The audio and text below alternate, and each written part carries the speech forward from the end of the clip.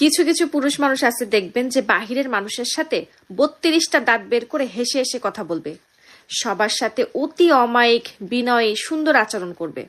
সবাই তার সুন্দর ব্যবহার আচরণে মুগ্ধ হয়ে বলতে থাকে, এমন একটা সুপুরুষের ভাগ্যে যে নারী এসেছে সে কত না ভাগ্যবতী। আসলে প্রকৃতপক্ষে এই মানুষটা বাহিরে মানুষের সাথে যতটা নরম, তার এন্ট্রি যখন ঘরে হয় তখন ঘরের পরিবেশটা হয়ে যায় অনেক গরম। ঘরের ভিতরে টেম্পার থাকে তার সবসময় হাই, এমন ভাবে ঘরে এন্ট্রি মারে যে ঘরে একটা বাঘ ঢুকে আসছে, সে চাইলে যখন তখন যাকে খুশি আক্রমণ করতে পারে। স্ত্রী সন্তানদের সাথে সবসময় সিংহের মতন গর্জন করতে থাকে, কোনো কথা শোনার আগে বুঝার আগে সাপের মতো ফস করে ওঠে। ভাই, স্ত্রী সন্তানদের সাথে রাগ দেখানো অনেক সহজ, এটা কোনো বীর পুরুষের কাজ নয়।